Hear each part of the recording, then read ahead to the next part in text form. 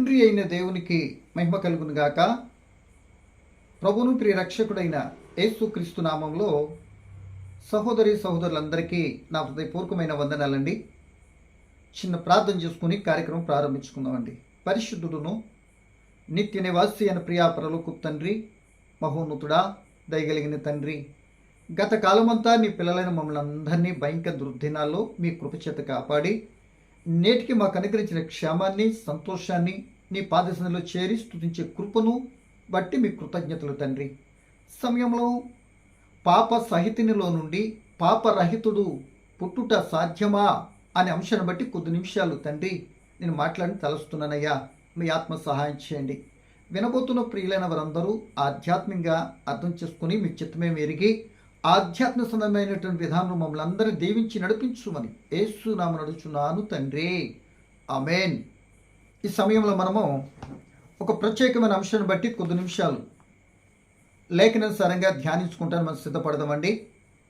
ఏంటా ప్రత్యేకమైన అంశము అని అంటే, ఇప్పటికీ అనేక పర్యాలు మీరు విని ఉండొచ్చు. అయినా మరొక పర్యాయం ఆ లేఖన భాగాన్ని నేను జ్ఞాపకం చేయాలని ఆశపడుతున్నానండి. ఏంటి అంశం అంటే, పాప సహితినిలో నుండి పాపరహితుడు పుట్టుట సాధ్యమా అనే అంశాన్ని బట్టి మనం కొద్ది నిమిషాలు మాట్లాడుకుంటూ ప్రయత్నించేదామండి. ఈ మాట వినగానే మీకు ఒక్కసారిగా కట్టలు తెంచుకుంటూ ఇలా మాట్లాడాలనిపిస్తుంది. ఏంటి, పులి కడుపును పులే పుడుతుంది కదండి, పులి కడుపును పిల్లి ఎందుకు పుడుతుంది, సాధ్యమేనా అని ప్రశ్నిస్తున్నారు మీరు అన్నట్టు అనిపిస్తుంది కదండి. సో మరొక మాటగా చూస్తే, పాపి అయిన మానవునిలో నుండి పాపం లేని వ్యక్తి పుడతం సాధ్యమా అనే భావన కూడా మనకు వస్తుంది. నిజమే, నేను కాదంట్లే. ఇప్పుడు మనము దేవుని వాక్యము, దేవుని యొక్క ఉద్దేశాలకి, మన ఉద్దేశాలకి, మన తలంపులకి చాలా వ్యత్యాసం ఉంటుంది. సో ఎంత దూరం అంటే, భూమికి ఆకాశానికి ఎంత దూరం, అంత దూరం ఉన్నట్లు కూడా అనుకోవాలి. సో యెషయా గ్రంథం 55లో ఏమంటాడంటే, మీ ఉద్దేశాలు, మీ తలంపులు, మీ యొక్క ఊహలు వేరు, నా ఉద్దేశం, నా తలంపు వేరు అంటాడు. సో మత్తయి సువార్త 18:27 చదువుకుంటే మీరు, దేవునికి అసాధ్యమనేది ఏది కూడా లేదు. ఆయన ఏదైనా చేయగలడు. మాటతో మహత్యం చేయగలడు. ఉన్నవి లేనట్లుగా చెప్పగలడు, లేనివి ఉన్నట్లుగా చెప్పి పిలువగలిగినటువంటి వాడు. అంత శక్తిమంతుడు దేవుడు. సో ఈ మాట ఎక్కడుంది ఏంటి అని చదువుకొని మిగిలిన వివరంలోకి వెళ్ళటానికి మనం ప్రయత్నించేద్దాం. చూడండి, యోబు పుస్తకము 14వ అధ్యాయము 4వ వచనాన్ని నేను చదువుతున్నానండి. ఈ సందర్భంలో మన అంశానికి మెయిన్ కీ పాయింట్, పాప సహితునిలో నుండి పాపరహితుడు పుట్టగలిగిన ఎంత మేలు, అలాగున ఎవడును పుట్టనేరడు అంటున్నాడు. సో యోబు గారు ఎవరితో చెప్తున్నారు, లేకపోతే ఏంటి మాట అని అంటే, యోబు గారి యొక్క భావన చెప్తున్నాడండి. బాగా ఇక్కడ మనం తీసుకోవాల్సిందంటే, యోబు గారు తన భావన చెప్తున్నాడు. పాప సహితినిలో నుండి పాపరహితుడు పుట్టితే ఎంత మేలు అంటే, అలా పుడితే మేలు ఉంది, పుట్టే అవకాశం కూడా ఉంది అన్నట్టుగాను కొద్దిగా అర్థం వస్తుంది. కింద లైన్లో చెప్తున్న మాట ఏంటంటే, అలా ఎవడు పుట్టడో అని సింపుల్గా తేల్చేస్తాడు. సో ప్రియమైన దేవుని పిల్లలరా, ఇక్కడ మాట్లాడుకున్న మాటను బట్టి మనం ఆలోచిస్తే, మరి ఇక పాపిగా ఉన్నటువంటి మానవుల్లో నుండి పాపరహితుడు పుట్టడు అనని ప్రపంచమంతా కూడా ఇక అదే భావన, అదే తలంపుతో ముందుకు వెళ్ళిపోతున్న సందర్భాలు, భావన మనకు కనబడుతుందండి. సో ఇది మనిషి యొక్క భావనగా తీసుకున్నాలి. మనిషి యొక్క యోబు గారు చెప్తున్నటువంటి తలంపు, తన భావన, లేక తన ఉద్దేశం. సో తన ఉద్దేశం దేవుని యొక్క ఉద్దేశానికి ఈక్వల్ అవుతా అనేది గమనించాలి. అంటే ఒకవేళ పాప సహితుల నుండి పాపరహితుడు పుట్టడా ఇక్కడ యోబు గారి ఉద్దేశము ముఖ్యమా, లేకపోతే లేఖనము దేవుని యొక్క తలంపు చెప్పిన దాన్ని ముఖ్యమా? ఈ రెండింటిని పరిశీలన చేసుకుంటే దేనిని కన్సిడర్ చేయాలి, దేనిని మనం యాక్సెప్ట్ చేయాలి, దేనిని ఒప్పుకోనాలి అని ఇప్పుడు నేను చెప్పబోయే మాట్లాడి మీకే అర్థమైపోతుంది. పాప సహితునిలో నుండి, పాపగా ఉన్నటువంటి వ్యక్తిలో నుండి పాపరహితుడు, పాపం లేనివాడు పుట్టగలడా అని అంటే, ఎస్ పుట్టగలడు. దేవునికి అసాధ్యమైనది ఏది కూడా లేదు. జనన మరణాలన్నీ ఆయన చేతిలోనే ఉన్నాయి. పుట్టుక పుట్టించేది ఆయనే. ఏమండి, ఆఖరికి చివర దినాన్ని అంటే మరణింపచేసేది కూడా ఆయనే. ఈ మధ్యకాలంలో జీవితకాలం ఇచ్చి సమస్తము నడిపిస్తున్నది కూడా ఆయనే. అంటే దాని అర్థము మనిషి పుట్టుక కాడ నుండి బ్రతుకు కాల గమనాల్లో ముగింపు వరకు కూడా మొత్తం టోటల్ హిస్టరీ ఆ మనిషి యొక్క జీవితము దేవుని చేతులు ఉందన్న సంగతిని మర్చిపోకూడదు. మొట్టమొదట దీన్ని బట్టి ముందుకెళ్ళడానికి ప్రయత్నించేద్దాం. చూడండి, ప్రసంగి పుస్తకంలో మీరు చూసినట్లయితే మానవుని పుట్టుక ఎలా ఉంటుందో చెప్తున్నాడు. ఏమండి, మానవుని పుట్టుక ఎలా ఉందో ఒక మాట చెప్తున్నాడు. నేను చదువుతాను చూడండి. ప్రసంగి పుస్తకము 7వ అధ్యాయము 29వ వచనం అండి. ఏం చెప్తున్నాడు దీన్ని బట్టి మనం ముందుకెళ్ళే ప్రయత్నించేద్దాం. ఏమని? ప్రసంగి 7:29 అండి. ఇది ఒకటి మాత్రం నేను కనుగొంటిని, ఏమనగా దేవుడు నరులను యథార్థవంతులుగా పుట్టించిన గాని వారు వివిధమైన తంత్రములు కల్పించుకొని ఉన్నారు. మానవుని యొక్క పుట్టుక ప్రారంభాన్ని ఒక మాటగా చెప్తున్నాడు దేవుడు. నేను మానవుణ్ణి యథార్థవంతులుగా పుట్టించాను. అంటే యథార్థం లేని వ్యక్తిగా, నీతి లేని వ్యక్తిగా, పరిశుద్ధత లేని వ్యక్తిగా నేను మాత్రం పుట్టించలేదు అంటున్నాడు. ఇది ఓకేనా? అంటే యథార్థవంతులు అంటే ఒక రకంగా తన మనసులో ఒట్టు పెట్టుకొని బయట కూడా చెప్పేవాడు ఎప్పుడు యథార్థవంతుడు కాడు. ఉన్నది ఉన్నట్లు చెప్తాడు యథార్థవంతుడు. సో అటు యథార్థవంతులు దేవునికి ఇష్టలు కూడా. యథార్థవంతులు కూడా ఒక రకంగా చూస్తే ఏ మేలు చేయకమారడం లేకనే ఎన్నో మనకు ఆధారాలు ఉన్నాయి. సో మనం అటువైపు కంటే పుట్టుక గురించి ఆలోచిస్తున్నాం కనుక దేవుడు పుట్టించిన తీరు మాత్రం యథార్థవంతులుగానే పుట్టించాను అని దేవుని గొప్పతనాన్ని మహాజ్ఞాని సొలొమోను గారు తెలియపరుస్తున్నాడు. ఏమండి, అంటే యథార్థవంతుడు పుట్టించాడు. ఇక తర్వాత రెండో మాటగా మనం చూస్తే కొద్దిగా కానీ ముందుకెళ్తే దేవుని పిల్లలరా, మనం కొద్దిగా ముందుకెళ్తే దేవుని దగ్గర నుండి ఏదైనా ఇస్తున్నాడంటే అది దేవుడు మాత్రమే ఇవ్వగలిగింది ఏదైనా ఉన్నది అని అంటే గర్భఫలము. గర్భఫలము యెహోవా ఇచ్చు బహుమానము. ఏమండి, గర్భఫలము దేవుడిచ్చు బహుమానం. ఆ బహుమానం దేవుడే ఇవ్వగలగడు. ఓకే, ఆ బహుమానం ఇచ్చేటటువంటి ఆయన, బహుమతిని మరి యథార్థతగా పుట్టించేటటువంటి ఆయన, ఆ యథార్థత పుట్టించడానికి ముందు రావాల్సింది గర్భఫలం. ఆ ఫలంలో ఉన్నటువంటి వారిని రూపించిన తర్వాత బయటికి రప్పించేటప్పుడు పాపంతో ఉన్నటువంటి వ్యక్తిగా పుట్టిస్తాడా? ఒకళ్ళు దేవుడు ఏదైనా బహుమతిని ఇస్తే చెడిపోయింది ఇస్తాడా? ఏమండి, లోకంలో మనం చూస్తున్నాం కదా, రకరకాల బహుమతులు ఇస్తున్నారు. చిరిగిపోయింది, నలిగిపోయింది, ఊడిపోయింది ఇస్తారా? కాదుగా. మన మానవతీతంగా భౌతికంగా కూడా శ్రేష్టమంది ఇవ్వడానికి ఇష్టపడతారు. దేవుడే స్పెషల్గా ఇచ్చేటటువంటి బహుమతిని, ఏమండి, అది భూలోకంలో ఎవ్వరు ఇవ్వలేని బహుమతిని, అది బహుమతి కనుక అది దేవుడే ఇస్తున్నాడు. దేవుడు ఇచ్చేది ఏదైనా సరే పరిశుద్ధమైనది ఇస్తాడా, అపరిశుద్ధమైనది ఇస్తాడా, లేకపోతే పుచ్చిపోయింది ఇస్తాడా అంటే ఇవేవి ఇవ్వడు. ఆయన ఇచ్చేది ఏదైనా సరే పరిశుద్ధమైనదే. అంతే కదండి. ఆయన పరిశుద్ధుడు కనుక, మంచివాడు కనుక మంచి ఫలమే ఇస్తాడు. అంటే గర్భఫలం ఇచ్చేటటువంటి ఆయన మంచిగానే ఇస్తాడు. అది కూడా మనం ఎలా చెప్పగలమంటే యాకోబు రాసిన పత్రికలో మీరు చూసినట్లయితే దేవుని పిల్లలరా, 1వ అధ్యాయం 17వ వచనంలో ఓ చక్కటి మాట అక్కడ రాస్తున్నాడండి. ఏమని అని అంటే ప్రియమైన దేవుని పిల్లలరా, చూడండి 1వ అధ్యాయం 17వ వచనంలో చెప్తున్న మాట ఏంటో ఒకసారి చూడండి. అంటే దేవుని నుండి, అంటే జ్యోతిర్మయుడగు దేవుని నుండి వచ్చేది ఏదైనా శ్రేష్టమైనది, విలువైనది. ఏమండి, ఆయన స్టేటస్కు తగ్గంతటి గౌరవంతో ఉండేటటువంటిది ఎవరు ఇవ్వలేనటువంటి శ్రేష్టమైనది ఇస్తాడు దేవుడు. ఏమండి, కనుక చదువుతాం చూడండి. యాకోబు రాసిన పత్రిక 1వ అధ్యాయం 17వ వచనం. శ్రేష్టమైన ప్రతి ఈవియు, సంపూర్ణమైన ప్రతి వరమును పరసంబంధమైనదై జ్యోతిర్మయుడగు తండ్రి యొద్ద నుండి వచ్చును. ఆయన యందు ఏ చంచలత్వమునైనను గమనాగమనం వలన కలుగు ఏ ఛాయ అయినను లేదు అంటున్నాడు. అంటే ఆయన ఇచ్చేది శ్రేష్టమైంది. అంటే మనుషుని యథార్థవంతులు పుట్టించాడు, ఆ గర్భఫలము బహుమతి ఇచ్చాడు, అది శ్రేష్టమైంది మనకిస్తున్నాడు. ఇప్పుడు యథార్థవంతులు దేవుడు పుట్టించాను అని అన్న దేవుడు చెప్తుంటే, ఏమండి, మనుషుడు పుట్టుక యథార్థమైనది. ఆ వ్యక్తి పాపంతో పుట్టట్లేదు. ఏమండి, పుట్టుకనే యథార్థత. అది ఎలాగంటే పుట్టుని, ఏ రూపానంటే రాని, ఇచ్చే ఫలము దేవుడు, అది బహుమతిగా ఇస్తున్నాడు. అది శ్రేష్టమైంది, అది యథార్థతో కూడింది అని ఈ ఇప్పుడు చదవబడిన మాటల యొక్క వివరణ. సో దేవుడు ఇంత స్పష్టంగా నేను ఇచ్చేది యథార్థమైనది అంటుంటే, ఏమండి, పుట్టిస్తున్నాను అని ఆయన చెప్తుంటే, ఇప్పుడు యోబు గారి యొక్క భావన తీసుకుందామా, లేకపోతే దేవుడు యథార్థవంతంగా పుట్టించాను అన్న భావన మనం తీసుకుందామా? ఒకసారి ఆలోచించండి. ఏది తీసుకున్నాలి? ఏమండి, బాగా ఆలోచించండి. అంటే యోబు గారి యొక్క భావన చెప్తున్నాడు, పుట్టితే మేలు కదా.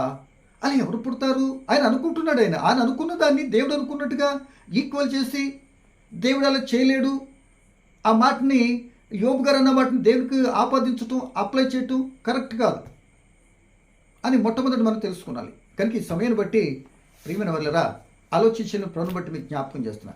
ఇంకా కాస్త ఇప్పుడు అర్థమైంది కదండి ఆయన భావనకి దేవుని భావనకి ఎంత తేడా. ఇప్పుడు ఏది తీసుకోవాలి? యోబు గారు తీసుకుందామా? పోనీ అలాగే తీసుకుంటే పుట్టకుండా ఎవరైనా ఉన్నారు మరి లోకంలో? అసలు గర్భఫలం ఎవరంటే కానీ స్త్రీ పురుషులు కలయిక ద్వారా దేవుడు ఇస్తున్న గర్భఫలము శ్రేష్టమైంది, అది యథార్థతో కూడిందని దేవుడు అంటుంటే, యోబు గారేమో ఆయన భావన చెప్పాడు. ఆయన భావనతో నీకేంటి? ఆయన భావన ఆయనకు ఉంటుంది, కానీ దేవుడు చెప్పిన భావనలోకి మనం వెళ్ళాలి అని ఇక్కడ ఈ వేరియేషన్ కొద్దిగా గమనించాలని, ప్రభుని బట్టి ఈ విధంగా ఆలోచించాలని ప్రేమతో మీకు తెలియపరుస్తున్నానండి. సో ఇక్కడ కాస్త ముందుకెళ్తే ప్రేమ దేవుని పిల్లలరా, ఇప్పుడు ఒకవేళ ఇంకో రకంగా అనుకుందాం, దేవుడే పాపంతో ఇస్తున్నాడు అనుకోండి బిడ్డలను, దేవుడే పాపంతో ఇస్తున్నాడు. మరి పాపముతోనే వాళ్ళు పుడితే, పాపము చేస్తే పాపం చేస్తారు కదా, మరి అదే పాపానికి ఆయన శిక్ష విధిస్తే ఇదేమంతా తెలియగలటువంటి విధానంగా ఉంది. అంటే అడుసు తొక్కనేలా కాలు కడగనేలా అన్నట్టు అనిపిస్తుంది కదండి. ఒకసారి పెద్ద మనసుతో ఆలోచించండి. ఇప్పుడు దేవుడిచ్చేదే యథార్థత లేనిది, శ్రేష్టమైంది, అది బహుమతిగా ఇచ్చేది, అది యథార్థత లేనిది అని అనుకోండి. పాపముతోనే ముందది, పాపంతోనే ఇచ్చాడు అనుకోండి.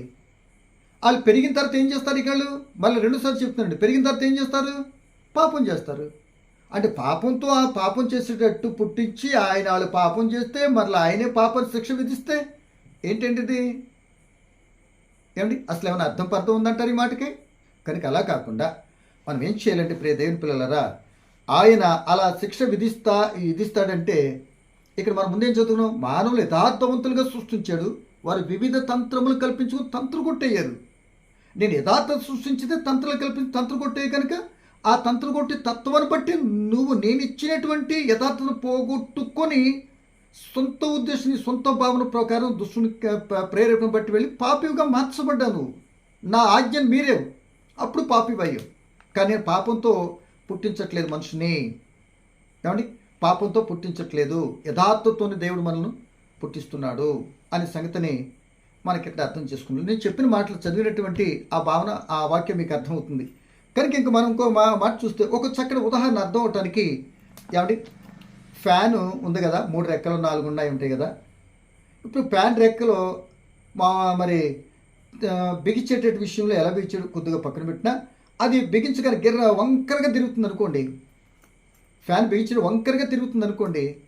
అది వంకరగా తిరుగుతుందంటే ఫ్యాన్ తప్ప, ఏమండి, లేదా కంపెనీ తప్ప, బిగించినోడు తప్ప? అంటే ఏం చెప్తాం? ఫ్యాన్ కరెక్టే, కంపెనీ కరెక్టే, కానీ బిగించే వ్యక్తి ఏం చేశాడు? రాంగ్ బిగించాడు కనుక అది వంకరగా తిరుగుతుంది. ఫ్యాన్ తప్పు మాత్రం లేదు. అంటే దేవుడు మానవుడు యథార్థవంతులుగా సృష్టించాడు, మంచిగానే చేశాడు. కానీ ఆ మంచి నిలబెట్టుకోకుండా దుష్ట సంబంధంగా ఏం చేశాడు? అంటే మంచిగానే పుట్టించాడు, మంచి బహుమతిగానే, మంచిగానే, యథార్థంగానే సృష్టించాడు. ఇప్పుడు వీళ్ళు ఏం చేశారు? వివిధ తంత్రములు కల్పించుకొని ఆ వంకరగా తిరిగిన ఫ్యాన్ లాగా తిరగటం కారణంగా ఆ ఫ్యాన్ వంకరదండి అనిపించుకుంది, కానీ ఆ ఫ్యాన్ మట్టుకు వాస్తవంగా మంచిదే. మాట అర్థమైందండి. చేసిన దాన్ని బట్టి అది వంకరది అని వచ్చింది. పుట్టుకలో దేవుడు పుట్టించినప్పుడు యథార్థవంతుడు పుట్టించాడు. మనం ఈ తంత్రాలు కల్పించుకొని ఆ ఫ్యాన్ వంకరగా తిరిగినట్టుకు మన క్రియలు వంకరగా ఉన్నాయి కనుక మనమేమో పాపంలో పడ్డాము, చేసి పాపంలో పడ్డాం. మాట అర్థమవుతుందండి అనే సంగతిని గమనించాలి. సో ఇది కూతురు వివరణకి వెళ్తే ప్రారంభ దర్శనానికి వెళ్ళినా అవాదం గారు మొదట పాపంతో చేశాడు దేవుడు. యథార్థవంతుడే కదా, దేవుడితో సహవాసం చేస్తాడు. ఏంటిదని అర్థం? దేవుడు పరిశుద్ధుడిగా పరిశుద్ధతోనే సాహసం చేస్తాడు కదండి. ఆయన పరిశుద్ధంగానే అన్నీ ఆయనకు అనుకూలంగానే ఉన్నటువంటి పరిస్థితి. కానీ దుష్ట సంబంధి ఏం చేశాడు? తన నుండి వచ్చిన జీన్ అందరికీ సంప్రాప్తమైంది. కానీ సంప్రాప్తమైన దేవుడు బిడలిస్తున్నాడు అంటే ప్రియ దేవుని పిల్లలరా, వాళ్ళు పాపముతో పుడుతున్నారు అనేది కరెక్ట్ కాదు. ఇక పాపముతోనే ఆయన పుట్టిస్తే పాపానికి ఆయన శిక్ష విధించటం ఏంటి? తప్పు చేయండి అని ఆయన ప్రోత్సాహపరిచి తప్పు చేసిన తర్వాత మళ్ళీ కొడతామా? ఇది ఎక్కడ న్యాయం అండి? కోర్టులు ఎందుకున్నాయి? న్యాయస్థానాలు ఎందుకుంది? తప్పు చేసిన శిక్షించడానికి ఉన్నాయి. అదే కోర్టు తప్పు చేయండి ఇష్టమని తినేసేయండి అని అన్ని అవకాశాలు అన్నీ వాళ్ళకి ఇచ్చేసి మరలా తీసుకొని కక్కండి అని కొడతారా? అసలు ఇవ్వనేలా కొట్టనేలా ఎందుకు మాకు ఈ బాధ అన్నట్టు అనిపిస్తుంది కదా. మానవ నైజంతో ఆలోచిస్తే అదే మానవ ఆలోచన ఎలా ఉంటుంది? దేవునికి తలంపు అయితే ప్రియ దేవుని పిల్లలరా, ఆయన చెప్తున్న మాట నేను యథార్థవంతులుగానే సృష్టించాను, మీరు నేను మనం ఏలు పెట్టి చూపించుకుంటానికి అలాంటివి ఉండవండి దేవుని దగ్గర అనే సంగతిని కూడా మనం గమనించాలి. సమయంలో కనుక ప్రియ దేవుని పిల్లలు ఎలాగే అనుకుంటే మరి యేసు ప్రభువుల వారు ఈ భూలోకంలో ఉన్నప్పుడు ఒక మాట చెప్పారండి. ఏమనంటే, చిన్న బిడ్డలు నా యొద్దకు రానీయుడి. చిన్న బిడ్డలుగా ఉన్నటువంటి వారు పుట్టుకతో పాపమైతే చిన్న బిడ్డలుగా ఉన్నటువంటి వారిగా కొద్దిగా ఎదిగిన తర్వాత అయినా యేసు ప్రభు మరలా చెప్తున్న మాట ఏంటంటే, ఏమండి ఆ మాట కూడా చదువుదాం చూడండి. లోక సువార్త 18వ అధ్యాయము 2 భాగాల్లో ఉంది. 2 భాగాల్లో చదువుతానండి. మరి కొద్దిగా ఇది ఇంపార్టెంట్ మాటగా కనపడుతుంది మనకి.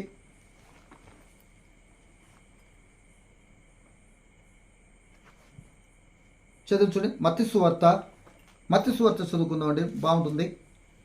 మత్తయి సువార్త 18వ అధ్యాయము 2వ వచనం అనుకుంటా, ఒకసారి చదువు చూడండి. మత్తయి సువార్త 18వ అధ్యాయం 2వ వచనం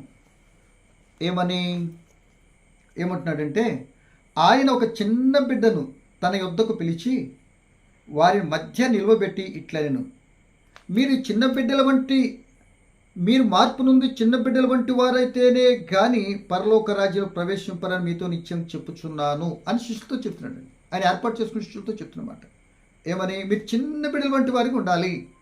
ఇదే మాట మత్తయి సువార్త 19:13 కూడా ఇదే మాట కనపడుతుంది. ఆ మాట కూడా చదువు చూడండి ఒకసారి. ఏమంటున్నాడు? 13వ వచనం అండి. ఆయన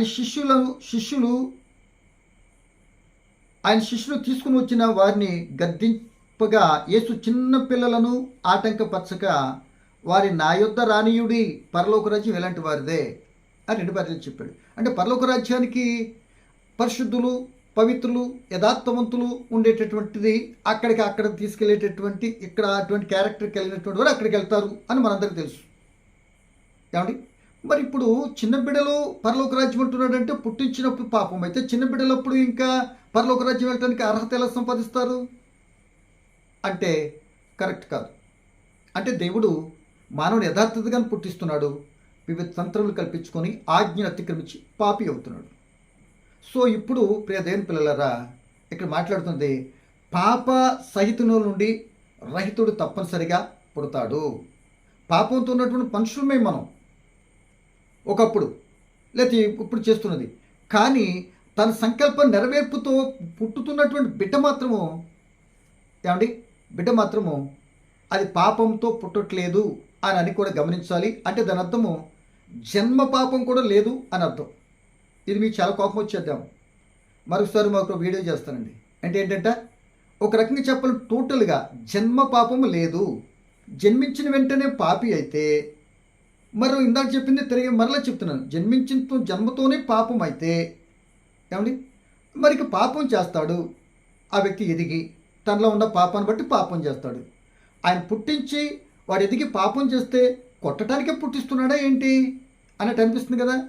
అది మంచిగా లేదు అసలు ఆలోచన. ఇంకో రకంగా అంటాం కూడా నాకు అనిపించట్లేదు. కనుక ఇక్కడ మనం ఏంటంటే చిన్న బిడ్డలు ఆయనట్టు గర్భఫలం అని చెప్పుకోమను. ఇది యోబు గారి యొక్క భావనగానే తీసుకోలేదు, ఆయన భావన అనుకున్నాడు. పోనీ అట్టు అనుకున్నటువంటి విడిచిపెడితే ఇప్పుడు మరియమ్మ గారి గర్భాన పుట్టలేదా అని పరిశుద్ధుడు పుట్టలేదా? పుట్టలేడు అన్నప్పుడు మరి పుట్టలేదా? పుడితే మేలు అన్నాడు కదా, మరి పుట్టాడు కదా, మేలే కదా సర్వమానవాళ్ళకి అని కూడా కొద్దిగా ఆలోచిస్తే బాగుంటుందేమని నా యొక్క భావన.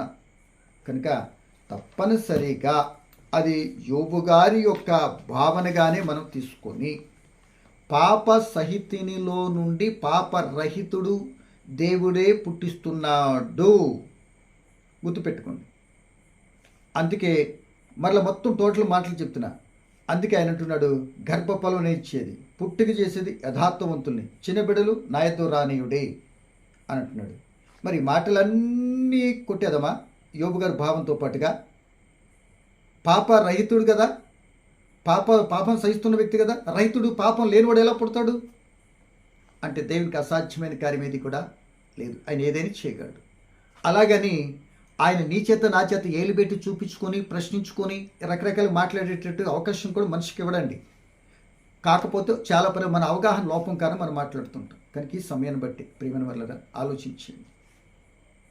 పాప సహితంలో నుండి పాప రహితుడు పుట్టాడు, పుట్టుక శ్రేష్టమైంది అని ఆలోచిస్తే, ఆ పుట్టుకను పుట్టినట్టుగా ఉంటే చిన్నబిడ్డలుకుంటే పరలోకం అన్నాడు. ఆ పుట్టిన తర్వాత ఆ పాపం చేసి పోగొట్టుకున్నాం కనుక మరలా తిరిగి జన్మించి బిడ్డల వంటి వారు అయితేనే పరలోక రాజ్యం కుమారుడు క్రీస్తు ప్రభు పుట్టి చెప్పి పరలోకానికి రండి అని నేర్పించలేడు. మరి రోజున మరలా ఎంత మన పాపంలో పడినటువంటి వారిని పాపం లేని స్థితి అయినటువంటి బిడ్డల స్వరూపంలోనికి మరలా తిరిగి మార్చబడినటువంటి వారికి యేసుప్రభు చెప్పిన మాట ప్రకారం పరలోకం. అంతేగాని బాప్తీసం పొడవడా ములిగేసి మరి చేశాక మళ్ళీ మిక్సింగ్ అయిపోయారు అనుకోండి, గ్రైండర్లో మినపప్పు అయితే రుబ్బుతారు చూడు, అలా రుబ్బునట్టు ఉండదు. వద్దు, ఆలోచించాలని ప్రభువుని బట్టి మీరు తెలియపరుస్తూ, ఏమైనా మీ డౌట్స్ ఉంటే తప్పనిసరి స్క్రీన్ మీద నెంబర్ ఉంటుంది కనుక తప్పనిసరి కాల్ చేయండి. మరి మీ వివరాలు తెలుసుకుంటూ ప్రయత్నించేద్దాం. దేవుడు ఇచ్చిన మాట దీవించును గాక. పరమ తండ్రిని మీకు వందనాలయ్యా. పలకబడిన మాటలో పరమార్థమేంటో గమనించి మీ చిత్తానుసారి సాగిపోయి కృపాభాగ్యాన్ని ప్రసాదించమని యేసు అధికారం కలిగిన నామమున ప్రార్థన అడిగి వేడుకుంటున్నాను తండ్రి. ఆమేన్.